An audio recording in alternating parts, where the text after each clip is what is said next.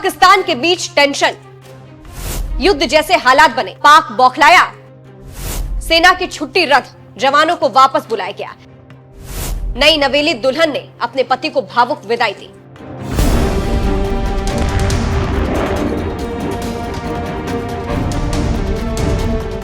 नमस्कार, मैं हूं आपके साथ सृष्टि श्रीवास्तव। 22 अप्रैल के बाद भारत में हलचल थी और पाकिस्तान की नींद खराब हो गई।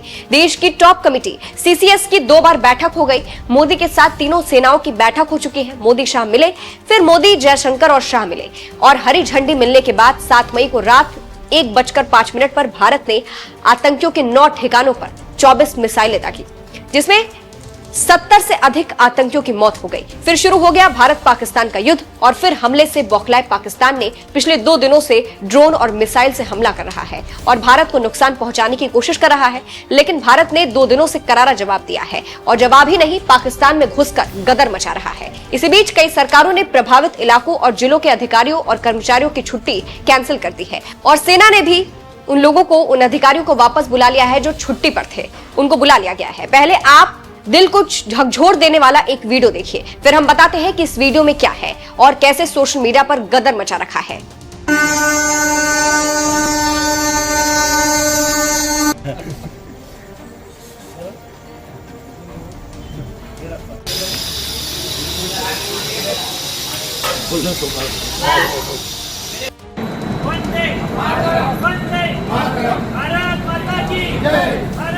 तुमच्या घरी सत्यनारायण होता, पण मात्र ते ड्युटी जॉईन करता आहे तुमचे पती. मला खूप अभिमान आहे. माझे मिस्टर बॉर्डरवर चालले. आज आमचा सत्यनारायणची पूजा होती, तरी मी त्यांना सपोर्ट करते. जावं असं. देशाचं संरक्षण महत्त्वाचं वाटतंय तुम्हाला? हो, देशासाठी जावं असं. काय सांगणार अजून? काहीच नाही. ठीक.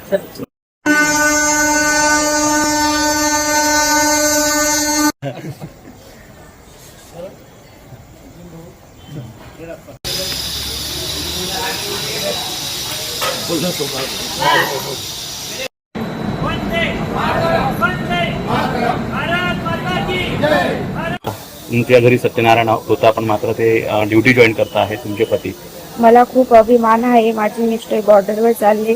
आज आमचा सत्यनारायणची पूजा होती, तरी मी त्यांना सपोर्ट करते. जावं असं. देशाचं संरक्षण महत्त्वाचं वाटतंय तुम्हाला? हो, देशासाठी जावं असं. काय सांगणार अजून? काहीच नाही. ठीक. तो देखा आपने कि कैसे दृश्य है और इस दृश्य को देखकर आपके भी आंसू आ गए होंगे। हम बताते हैं कि ये महिला कौन है और क्यों रो रही है, जिसकी शादी के 3 दिन ही हुए थे, जो रेलवे स्टेशन पर अपने पति को विदाई देने अपने पूरे परिवार के साथ आई है। आपने बॉर्डर फिल्म तो देखी ही होगी। भारत में बनने वाली युद्ध पर अब तक की सबसे बेहतरीन फिल्म है, जिसे जेपी दत्ता ने डायरेक्ट किया है। इस फिल्म का एक गाना है, जरा ठहरो तो चलते हैं।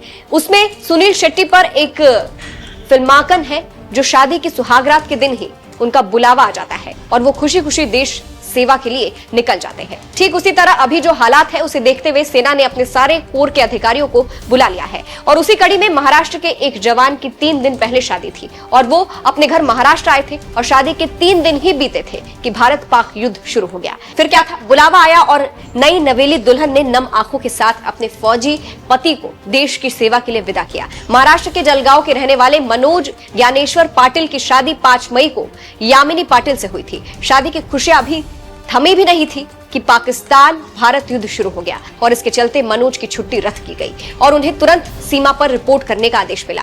मनोज ने बिना कोई देर किए देश सेवा को सर्वोपरि मानते हुए 8 मई को ड्यूटी ज्वाइन करने निकल पड़े। जलगांव जिले के पाचोरा निवासी मनोज और यामिनी का विवाह पूरे धूमधाम से हुआ था। शादी के बाद नवदंपति ने जीवन की नई यात्रा के सपने देख रहे थे, लेकिन ऑपरेशन सिंदूर ने सभी जवानों की छुट्टी रद्द कर दी और मनोज भी उससे अछूत नहीं रहे और आखिरकार मनोज को घर छोड़ देश सेवा के लिए जाना पड़ा।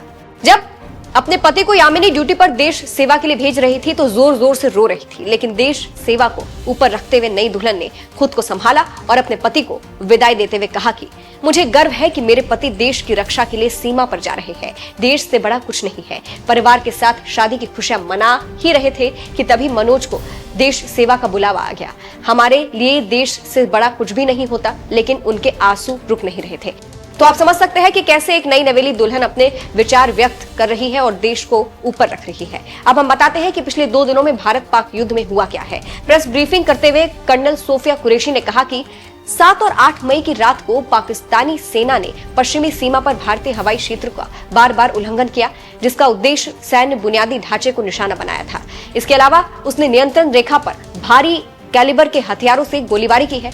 लेह से लेकर सरक्रिक तक कम से कम 36 शहरों पर पाकिस्तान ने करीब 300 से 400 ड्रोन के साथ घुसपैठ की कोशिश की है, लेकिन भारतीय सेना ने काइनेटिक और नॉन काइनेटिक साधनों का उपयोग करके पाकिस्तानी ड्रोन्स को मार गिराया है। पाकिस्तान के इस तरह के बड़े पैमाने पर हवाई घुसपैठ का संभावित उद्देश्य हमारे एयर डिफेंस सिस्टम को परखना और खुफिया जानकारी एकत्र करना था, जिसमें हम सफल रहे हैं। तो आप समझ सकते हैं कि कैसे भारत पाक युद्ध में हालात है और क्यों। इस खबर पर आपकी क्या राय है, कमेंट करके जरूर बताइएगा। नमस्कार।